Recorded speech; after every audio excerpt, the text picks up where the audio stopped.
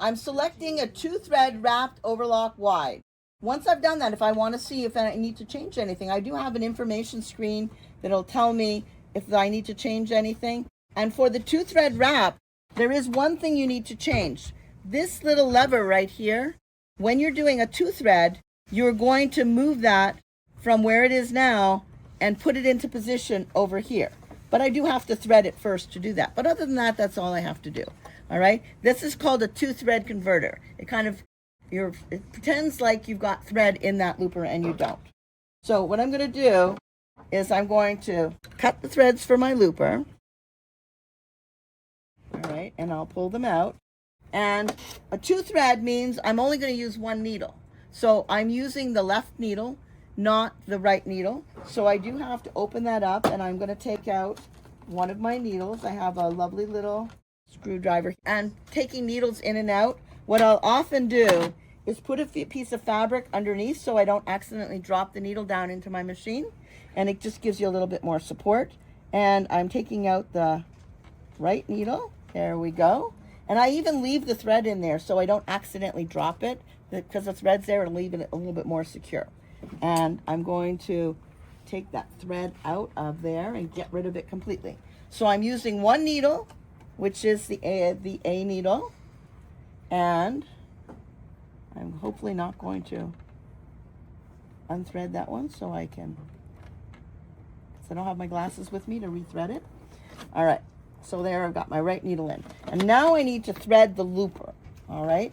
So the looper that we're using is, how do I know what looper I'm using? Let's look and see. If I open up my tension, it shows me I'm using the green looper. So that's the green looper. It shows you everything you need to do by just going there, okay? So I'm going to take this thread, which is the black one. Oh, a pair of glasses, look at that. Okay, and I'm going to take the other threads that I'm not using off, just so that they're not hanging there. And I'm going to put on this lovely sparkle thread. This is called Glamour. And I'm going to put it through the green looper.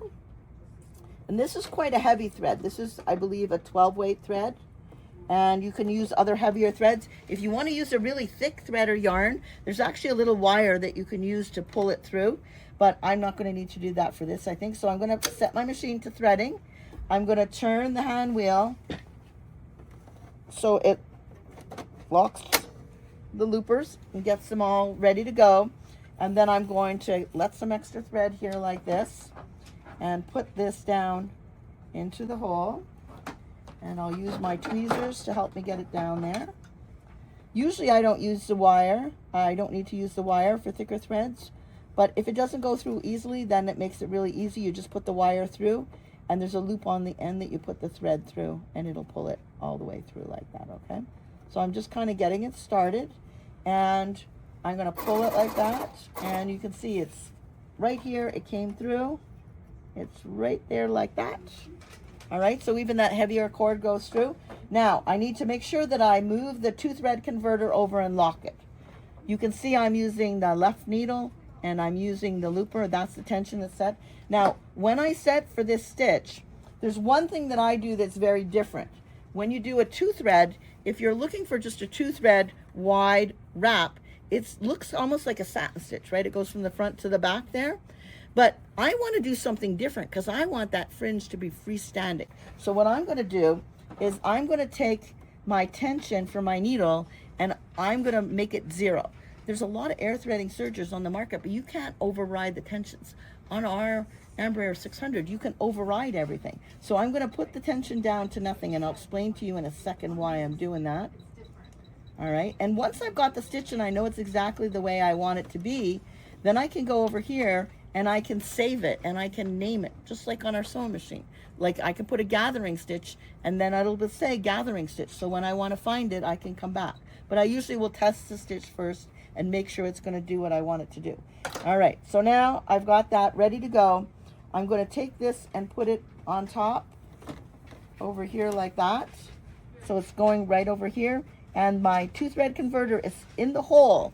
It's now pretending like there's a thread coming through there, but there's not. All right, and I'm going to close it up But to close it up, I need to be able to move this back from air threading over to stitching, and I'm ready to go. So I've got this lovely piece of vinyl. I'll use this as my test. All right, and all I'm going to do, I can cut it. I can put my thread down here like this. And when I start stitching, I've got one thing I didn't do. When I was threading, my needle was already threaded. And if you're going to be doing this type of thing and you didn't rethread your needle, you need to make sure to bring up the needle thread above the surface. It shouldn't be down below when you're threading your loopers. So if you haven't changed the needle, then at least go back down there and I'm going to tuck that behind there. Go down and bring the needle thread above the surface. So then you'll get a good stitch when you start. All right, so I've got my stitch finger set to normal, and I'm going to just line this up. I'm not going to really cut it. I'm just going to leave it like this. All right.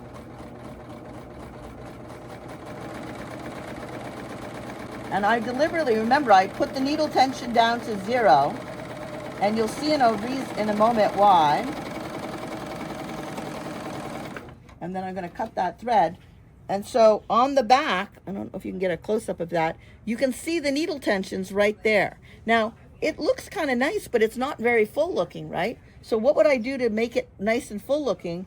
I should make the stitch length a lot shorter, right? I didn't change my stitch length. And so that's the last thing you want to do if you want a nice full fringe stitch. All right, bring it down to as low as it'll go. And I believe it'll go down to 1. All right, so I'm going to try that again. Here was another case where it wasn't looking as full.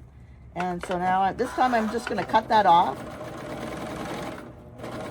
And you can see it's going to take a little bit longer to start stitching, right? Because there's a lot more stitches.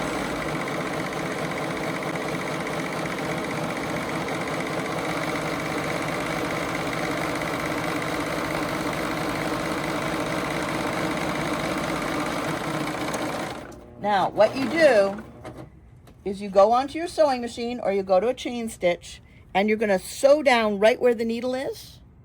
And you're going to, right where the edge of that needle is, you're going to sew right in that very same place.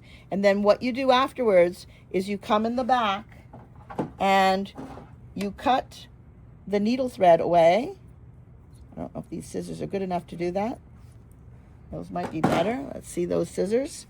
But if I don't sew down with my sewing machine, then what it does is it's really just, the thread's all going to fall apart. But see how the loops come forward? And then you end up with that nice, really deep fringe. So all you have to do is sew down on that seam with your sewing machine, and then all the loops come forward like that. And so you can put 2 threads through your loopers at the same time. You can do all kinds of different things. But isn't that a cool technique? Gives you a really nice finished fringe. All right. Thank you. Turn it off.